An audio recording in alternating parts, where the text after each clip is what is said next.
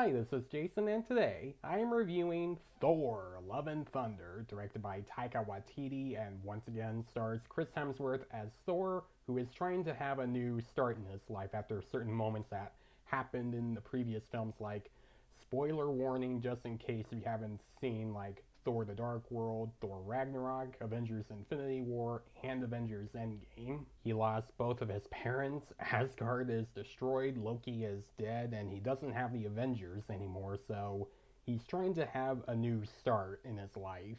And then a new threat comes in called Gorr the God Butcher, played by Christian Bale, who threatens to kill Thor and everyone he knows.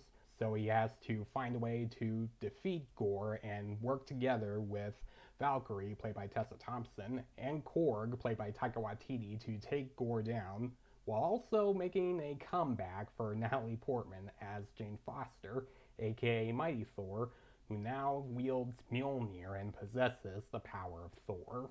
I like the first Thor film, directed by Kenneth Branagh. I don't think it's one of Marvel's best films. I do think it does have some issues, like way too many Dutch angles, and Jane Foster isn't a very interesting character, but it does have some cool moments. I do like Chris Hemsworth as Thor, and Loki is easily one of the best parts of that film, and he is one of my favorite villains in the MCU. Thor the Dark World is directed by Alan Taylor, who did a few episodes of Game of Thrones, and it's not a very good movie. I thought it was a very bland movie the last time I watched it.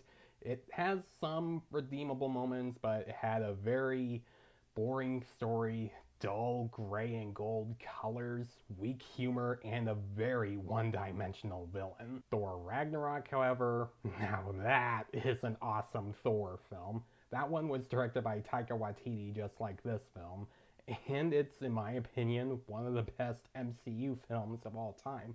It had great visuals, fun action. I really liked Kate Blanchett as Hela, the main villain of the film, and the jokes are hilarious.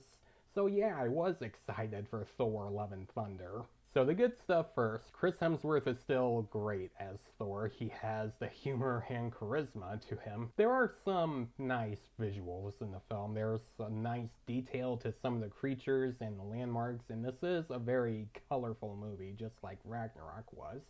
However, there are some parts in the CG that did look a little distracting, which I'll get into more of that later. This is a very funny movie. There were a few jokes that did make me laugh. Not all of them landed, but I still found a few moments I thought were funny. Everyone else in the acting still does a really good job at showing the charisma. Like, Tessa Thompson is still awesome as Valkyrie. I still like Taika Watiti as Korg. But for me, the best one in this movie is Christian Bale as Gorr the God Butcher. He is incredible in this movie. His character, Gorr the God Butcher, is very intimidating and very terrifying, and he does give some American Psycho vibes to his performance. And without spoiling, he does have a motive that gets you to understand where he's coming from and why he hates gods. And in my opinion, he's one of the better parts of the film and one of my favorite villains in the MCU. Now let's get to the part you are probably waiting for me to talk about, and that is the return of Natalie Portman as Jane Foster, but with Thor's powers. Now, before I start talking about her in this movie and her in the first two Thor films, let me just make this part clear. I do think Natalie Portman is a fantastic actress. I loved her in films like V for Vendetta and Black Swan, but her character in the first two Thor films just wasn't all that interesting to me. She would mostly talk about some science stuff that really doesn't get you engaged and it doesn't make you buy into her romance with Thor in those films. Now, granted, her romance with Thor isn't as bad as like her romance with Hayden Christensen in the Star Wars prequels, but you still don't really buy into their chemistry. Here, though, she is a little bit interesting. You learn what's happened to her after the last time she saw Thor, and it does make you sympathize with her just a little bit. She does still talk about some science stuff, and the way she gets her powers does feel rushed. Like, there isn't that much explanation to how she's able to do that. So in this film, she's kind of a mixed bag for me.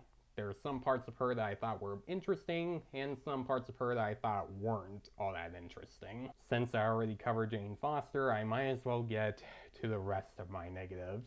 And one of them is that the tone doesn't always mesh with the funny moments and the dark moments. Like, there will be one scene where the character is trying to say something funny, and then all of a sudden an animal's head gets ripped off.